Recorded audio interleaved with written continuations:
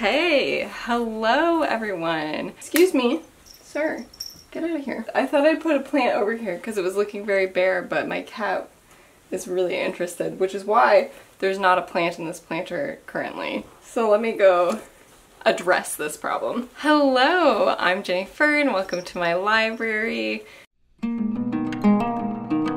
Today I'm going to be doing a reading wrap-up. I just edited the previous reading wrap-up, filmed about a month and a half ago.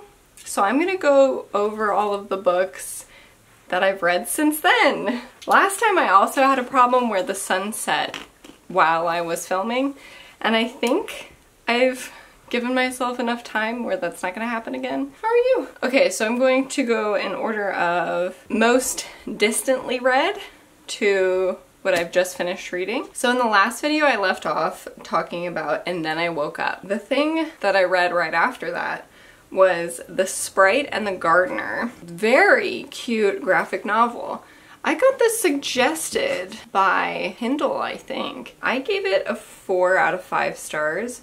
I loved the artwork. The storyline is really right up my alley. I love gardening and I love the idea of like little fairies in the garden. It just didn't seem to have enough going on, which I feel like is a bit of a thing for me with a lot of graphic novels. There's just not enough of like a story. It's got these really beautiful like peachy purpley colors. Got it for my library and I don't think I'm gonna buy it. The next book I read, I also borrowed it from the library, but since then I've picked up a copy because I loved it, and that is The Terraformers. This is like a very new release for me. I don't usually read books that are this new. 2023. The Terraformers by Annalee Newitz is such an interesting science fiction story. And so we start with kind of like a bit of a pristine world that's also a little bit tenuous in its stability, its ecological stability. And we follow along quite a long time span on this planet, exploring how it changes as it gets more people and it starts to fulfill its ultimate purpose. I thought it was so inventive. And there were a few things about it that were like not really my thing, but a lot of it was like really right up my alley. I gave this a 4 out of 5 stars. I'm kind of surprised by that because I feel now looking back at it that it was a 5-star read. The next book that I read was another little graphic novel. It was Pilu of the Woods by Mai K. Nguyen. It was such a great children's book. Definitely the vibe that this is a graphic novel meant for children. You know when you watch a child, not a child. You know when you watch a cartoon that's meant for children, but you still feel perfectly entertained and like you got a lot out of it? I kind of felt like that for this book. It goes into a lot about like depression and like loneliness. I thought it was really well done. It had a lot of dark or adult or mature themes without being like weird and sick and perverted. Like you might use those phrases for that kind of stuff. That's not what I mean, but like it's not childish. And I thought it was excellent. I gave it 4 stars. It wasn't exactly for me. I've already gone through childhood and I've already gone through stuff like that, so not really for me, but I thought it was really well done. And beautiful artwork. I don't really know how to describe what it's about. It's about this I think it's a boy, who's in the woods and he finds like a tree nymph kind of thing, has like tried to run away. The next book that I read was Yolk by Mary H.K. Choi. I bought this after reading it. I picked it up from the library. I love this cover. Isn't it such a beautiful cover? So this is about 2 sisters who don't really get, they're very different, but they're very evidently sisters, and one is kind of not doing super well, like stability wise, and they both live in New York. The older sister, who has like a really well-paying job, seems really successful. Turns out that she has cancer, and so they're kind of working out some family stuff together. It's not really something that I would typically read, to be honest, but I was kind of in the mood for exploration, and I quite enjoyed this. I thought it was really well put together. My cat is begging to be let outside, so let me go handle that real quick. I gave it a 4 out of 5 stars. I've also grabbed a glass of water because it's been pretty smoky. It's fall, and that means fire season here. So this whole week I haven't really been breathing very well. And then I read volume 3 of Children of the Whales. At this point, I'm not really feeling Children of the Whales. I tried to get through volume 4, and I haven't made it through yet. I don't know. There's something about me and manga that I've noticed. I feel like it has to be an excellent manga for me to not get really bored. If I'm not like able to be constantly engaged, I just like check out entirely. I give it 3 out of 5 stars. Things in this series also just get so they got like so much in a different direction than what I was expecting. The next book that I read was The Illustrated Man by Ray Bradbury. The story, I had no idea this was called The Veldt. Kind of like this magical, technological, like wallpaper or like a mural on this nursery that can kind of pick up on what like you're thinking about. And so these kids have been really interested in the savannah with like lions, and the parents are really concerned about it because it's kind of scary. I loved that story. Yeah, so this was a short story collection. I find Ray Bradbury's writing just very invigorating. I read this as an audiobook, and that was a little bit confusing because I feel like the stories ended up blending together. Like there wasn't like a clear enough break in the reading of the different stories to make it clear to me that we were starting on a new story, and sometimes that made me really confused. So I would love to read this again with a physical copy like this. I gave that a 4 out of 5. If I reread it, I might end up giving it a 5 out of 5, but some of the stories I just didn't really connect with, so maybe not. The next book that I read was Lemon, and I loved this reading experience. I read this as an audiobook. It's like a 3-hour long audiobook because it's quite a short little novel. And I was crocheting on the couch, just listening to this book, and I was like fully immersed. It was a great time. And I don't think I would usually read something like this, but again, I was kind of in the mood to be more exploratory, and I really liked this. So this is about a girl who's murdered when she's in high school, and her sister is like trying to figure out what actually happened. There's some like different perspectives that happen in this, and it was pretty interesting. I usually don't like reading about murder and stuff like that, but I talk about this a little bit in my reading vlog. I also read Sugarcane Island by Edward Packard, which this is a part of the Adventures of You series, which as far as I read is a predecessor to the Choose Your Own Adventure series. Like this guy, Edward Packard, is the Choose Your Own Adventure guy. This book is also one of the Choose Your Own Adventure books.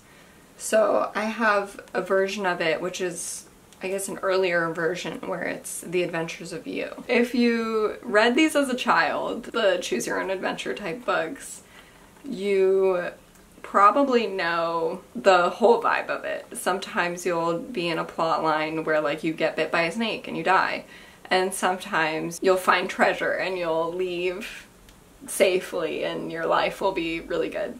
So that's kind of how this goes. I went back and I read through a bunch of different possibilities, so that was quite fun. As like a concept, you're stranded on an island, you're going to the Galapagos Islands with like a scientist or something, and then you get stranded on this island where there's like all this weird stuff going on, and you're just trying to survive some weird things. There's like pirates and stuff. It wasn't great. I did not rate it, but I kind of had a fun time going through it. I read this during my reading vlog as well, The Great Good Thing, and this was so much more than I thought it would be. I started reading this when I was a child. It's a Scholastic book, so I probably picked it up from the book fair. Copyright 2001, so you can imagine I would have been quite young at that time. I remember reading the first little bit of it. It's like a princess and she's in a book,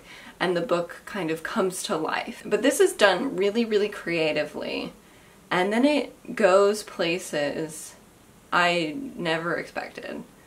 It delves into like memory, lifetimes, and being remembered and being loved, and I thought it was so touching. It was sad, and I don't think if I was a child and I read this through that I would understand it as much of what's going on here as I did reading this through as an adult. This is one of those books, children's books, that you can read as an adult and totally get something out of it. I thought this was really excellent. I gave it 5 out of 5 stars. And I also was reading, I'm kind of disappointed in this copy because I think it was like a previously used in a library, so it's got like a bunch of tape on it. This is Pilgrim at Tinker Creek by Annie Dillard.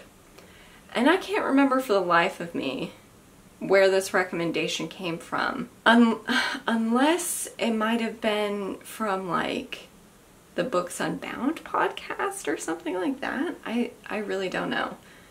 But I put it onto my little list of books and I rented it from my library. I just bought this recently. This is this author's thoughts about nature. It's a book about nature. There's an afterword where she talks about like this is in essays. This was me as a young person being really bold in my writing about nature. And I thought it was so beautiful, so insightful, and really exploratory, going into topics and themes that don't really always get discussed. I thought it was really wonderful. It made me think a lot. From that reading vlog, you'll hear me talk about how I had no idea what this book even was at the beginning. So I was like trying to figure out what genre it was, only to find out that it was, you know, nonfiction thoughts. Then I read a graphic novel called Junkwraith. This was free with the Kindle Unlimited. I have Kindle Unlimited and I'm not sure 100% if it's worth it all the time, because most of the time I'm reading books from my library or books that I already have. But every once in a while I'll read a handful of graphic novels that are available, and that's pretty cool. Junkwraith was one of those.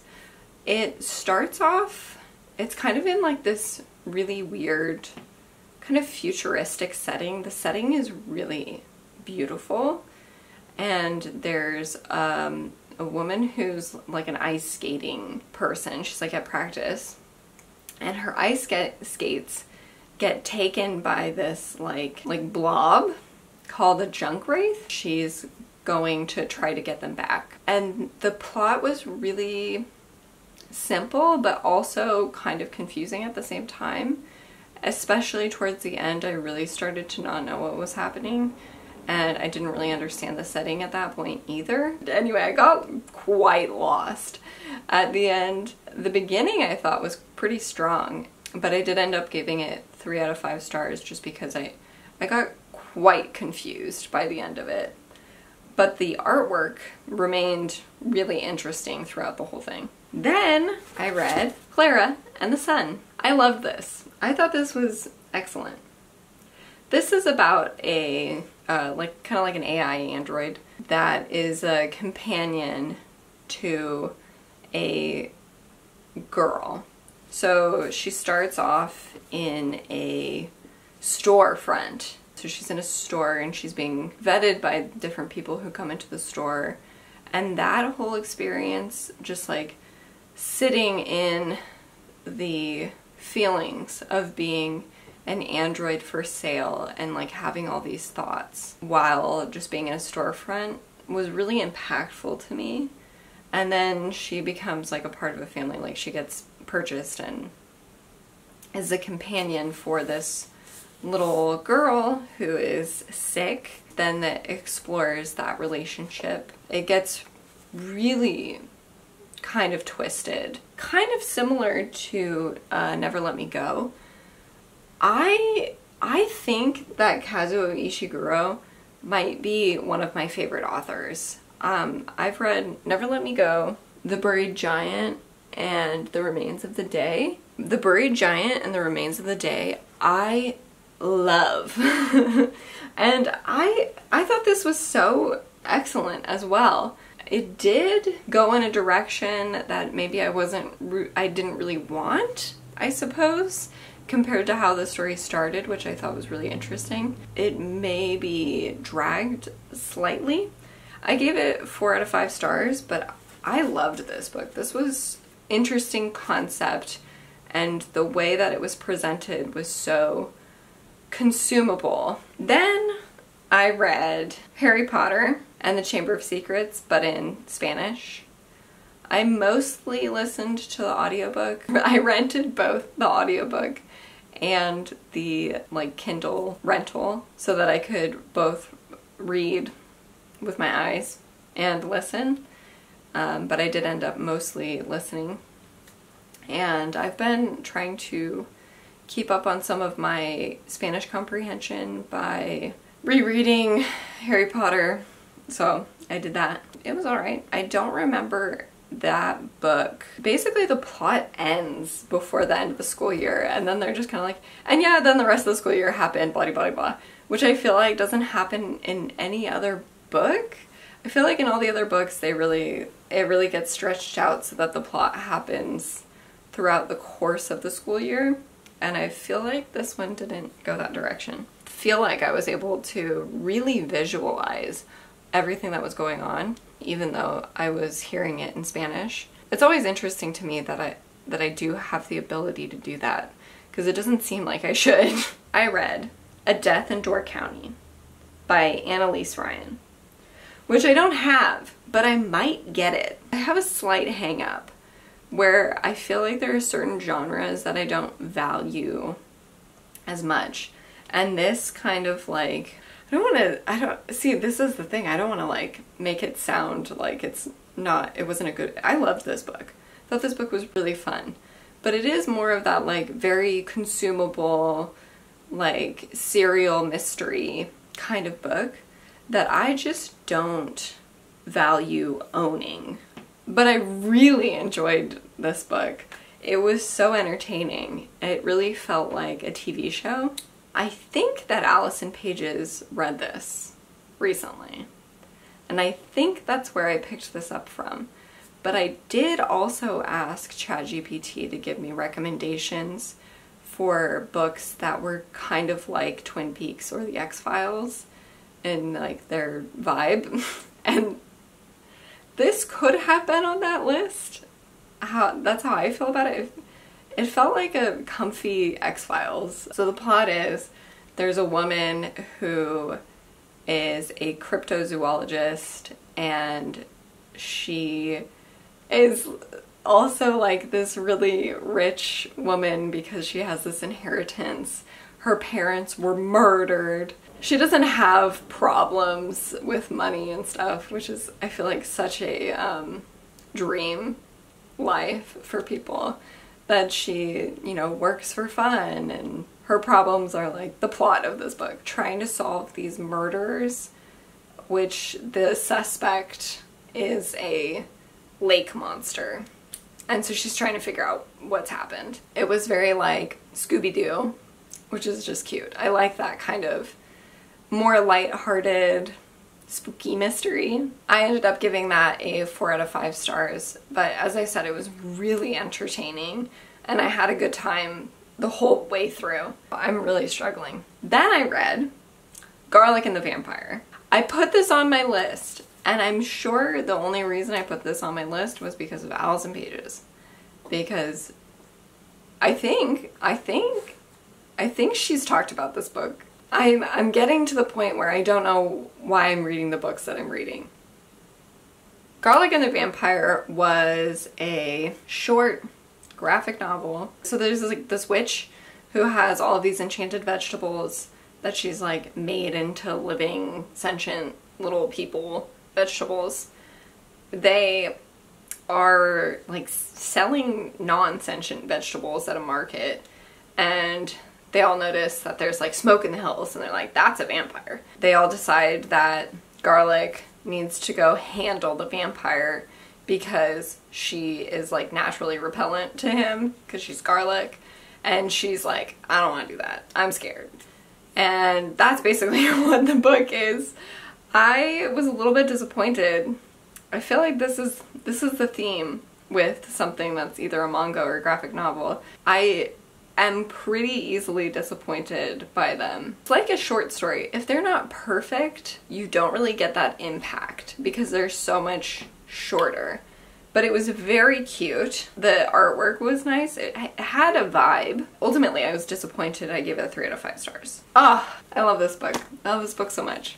The Little Prince. I have decided to reread some books because I hit 140 books for this year so far. I mean, I'm over that at this point. My goal was 70.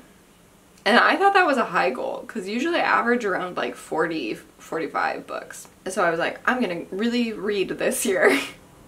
Oh, I think I just hit this with my butt. Sorry, my SD card was full, so I just had to do some surgery on my files. Oh, I was explaining, I'm starting to reread books because I hit double my reading goal.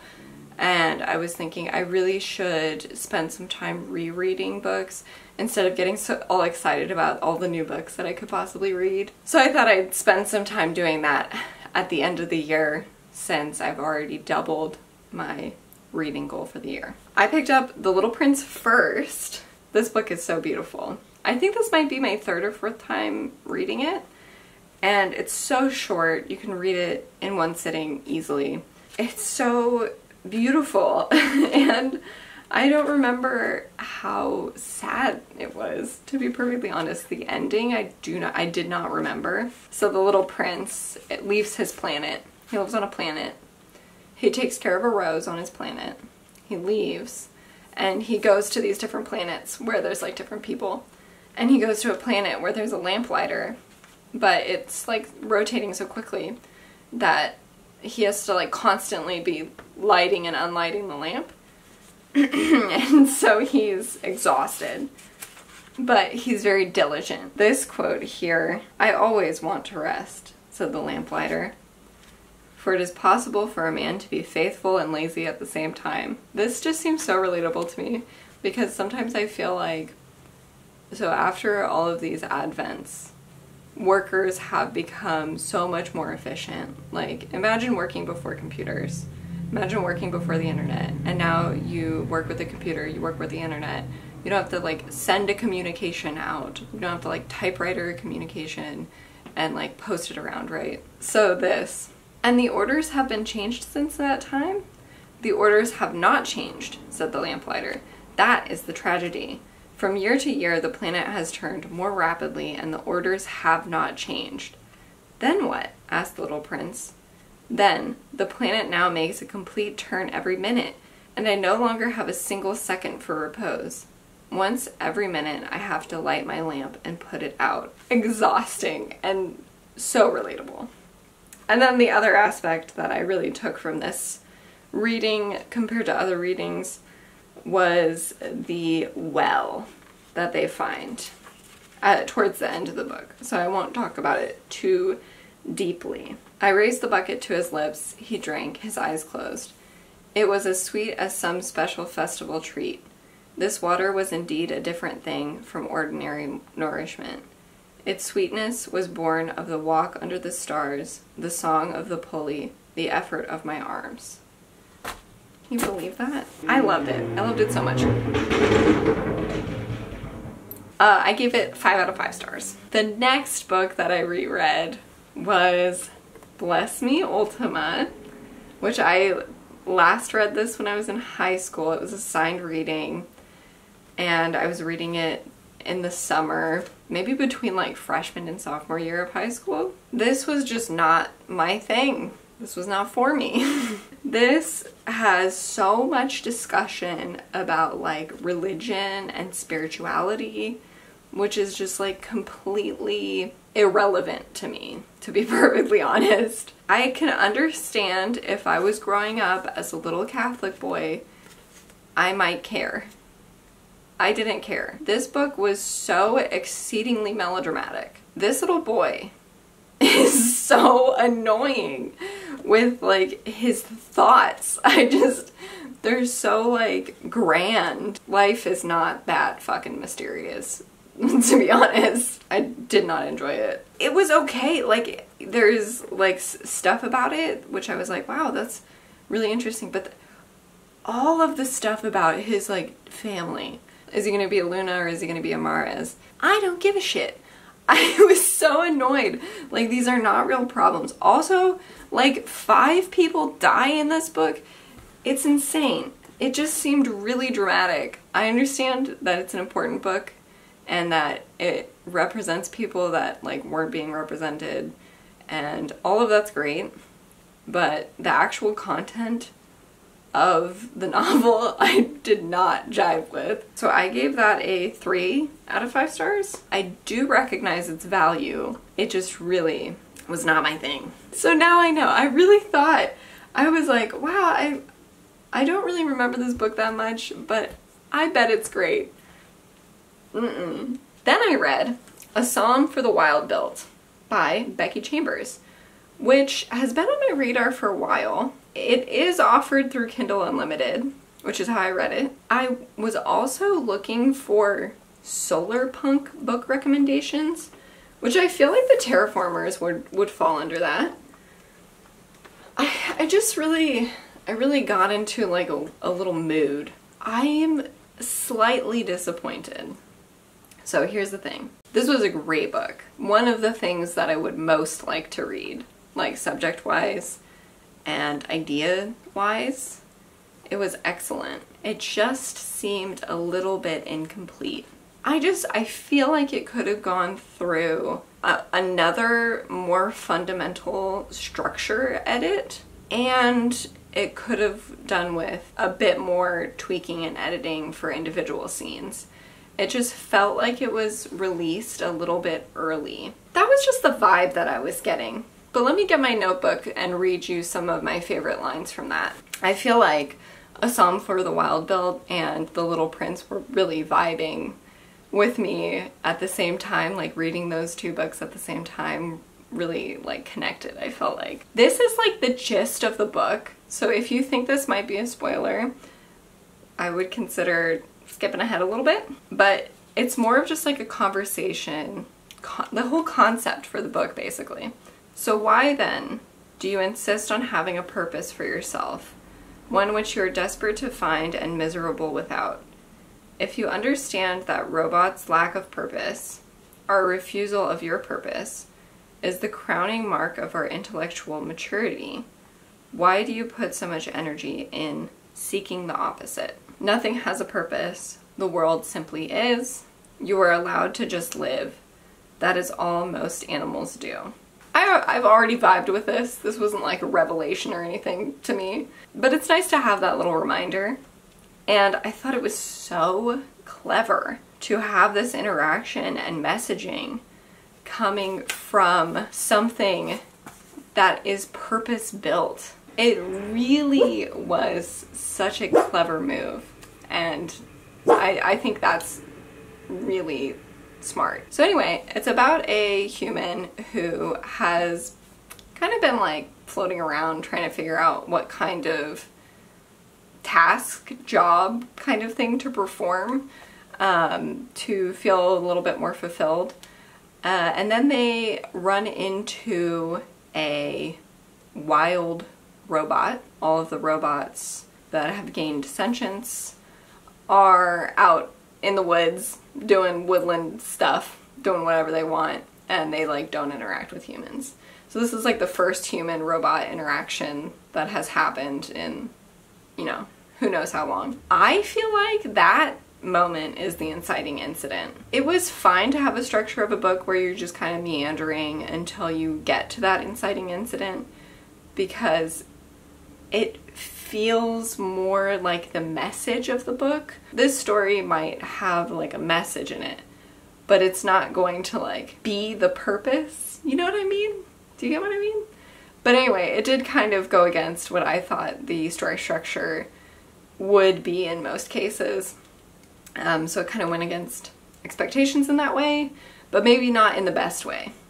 I don't know if I'm communicating this very clearly, because it was a very good book, very good for me, just felt a little unfinished. I have something to add about Bless Me Ultima. The bad guy in this book is Tenorio. He has these daughters who are getting sick and dying.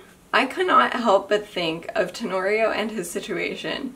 His daughters are dying and nobody seems to care.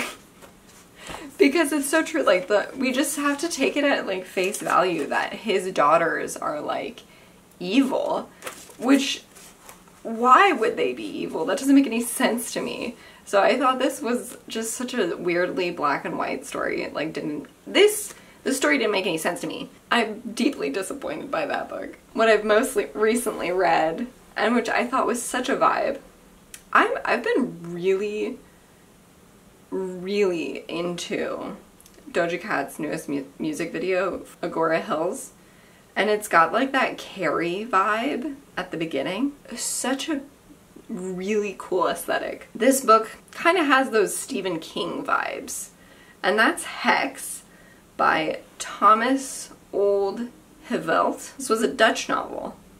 I thought this was really well done. It's about a town where it's under a witch's curse. That's so interesting that it's by a Dutch author, because I'm pretty sure it's set in America, in like an American town. It really also gave me goosebumps, like adult goosebumps vibes, because there's like Welcome to Dead House, which it just seemed kind of similar to me, where there's this town, there was a witch, the witch has cursed the town. So anybody who lives in the town is under the witch's curse, so you can't leave the town. If you try to leave the town, she'll make you kill yourself. So everybody's living in this town under like the constant pressures of this supernatural being. And she just kind of like wanders around. And at this point she's kind of been neutralized. Her eye is sewn shut and her mouth is sewn shut, so that she can't do as much harm as she would otherwise. Very much played like a TV show or a movie. I really enjoyed it. Thought it was so like compulsively readable until a point where maybe like 75% into the book, and I was like, the book could end here. And then it just kept going on. And like after each chapter, I was like, the book could end here.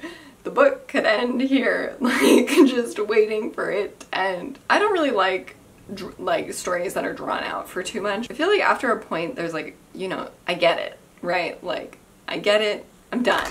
This overstayed its welcome. If it had just ended earlier, this would have been a 5-star read.